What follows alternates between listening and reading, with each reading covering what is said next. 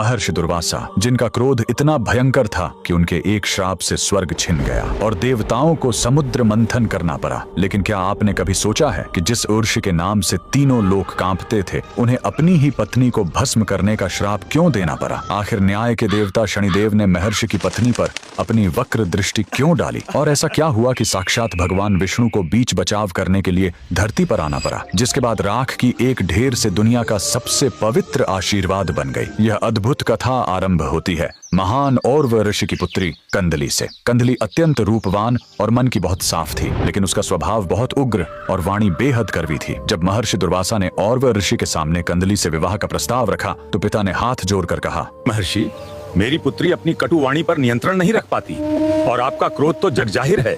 ये विवाह कैसे संभव है? तब दुर्वासा ऋषि ने वचन दिया, आप निश्चिंत रहें, मैं कंदली की 100 गलतियों और कड़वे वचनों को क्षमा करूंगा। इस वचन के बाद दोनों का विवाह हो गया। विवाह के पश्चात कंदली ने पति की सेवा तो पूरे मन से की, लेकिन अपनी कड़वी जुबान पर काबू नहीं रख सकी। बात बात पर क्लेश होता और दुर्वासा आर्षि अपना क्रोध पीकर उसकी गलतियां गिनते रहे। एक दिन कंदली यज्ञ के लिए जल भरने नदी किनारे गई। वह अपने ही कड़वे स्वभाव से दुखी थी। उसने एकांत में आसमान की ओर देखकर प्रार्थना की, हे देव, मैं मन से बुरी नहीं हूँ, पर मेरी जुबान मुझे अपनों से दूर कर देती है। मुझे कुछ ऐसा बना दो कि मैं पूरी तरह पवित्र हो जाऊं और किसी के काम आ सकूं। उसी समय वहां से कर्म फलदाता शनिदेव गुजर रहे थे। कंदली की यह पीड़ा सुनकर वे अत्यंत प्रसन्न हुए और अनजाने में ही उनकी वक्र दृष्टि कंदली पर पड़ गई। शनिदेव की दृष्टि का अर्थ ही है पुराने स्वरूप का विनाश और एक नए शुद्ध जीवन का आरंभ। अब कंदली का भाग्य बदलना तय था। जल लेकर जब कंदली आश्रम लौटी तो किसी बात पर उसका महर्षि दुर्वासा से फिर विवाद हो गया। शनिदेव की दृष्टि का प्रभाव शुरू हो चुका था। क्रोध में अंधी होकर कंदली ने अत्यंत कठोर वचन कह दिए और उसी क्षण उसकी 101वीं गलती पूरी हो गई। महर्षि दुर्वासा की सहन शक्ति का बांध टूट गया। उन्होंने हाथ में जल लिया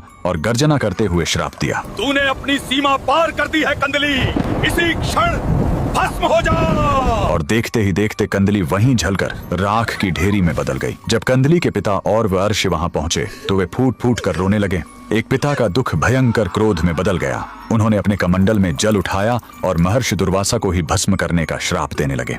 दो महान ऋषियों के इस भयंकर टकराव से ब्रह्मांड में प्रलय आ जाती। तभी बीच बचाव के लिए साक्षात भगवान नारायण को धरती पर प्रकट होना पड़ा। श्री हरि विष्णु ने और आर्षि का हाथ पकड़ा और उन्हें शांत किया। फिर उन्होंने कंदली की उस राख की ओर देखा जिसमें पवित्र होने की सच्ची तरफ थी। भगवान नारायण ने उस भस्म को वरदान देते हुए कहा, कंदली, तेरे वचन कड़वे जरूर थे, लेकिन तेरी आत्मा पवित्र थी। आज से तू इस राख से कदली वृक्ष यानी केले का पेड़ बनकर नया जीवन प्राप्त करेगी। और फिर श्री हरि ने वो अमर घोषणा की, आज से मेरी कोई भी पूजा, कोई भी कथा या कोई भी शुभ कार्य तुम्हारे केले के पत्तों और मंडप के बिना कभी पूर्ण नहीं माना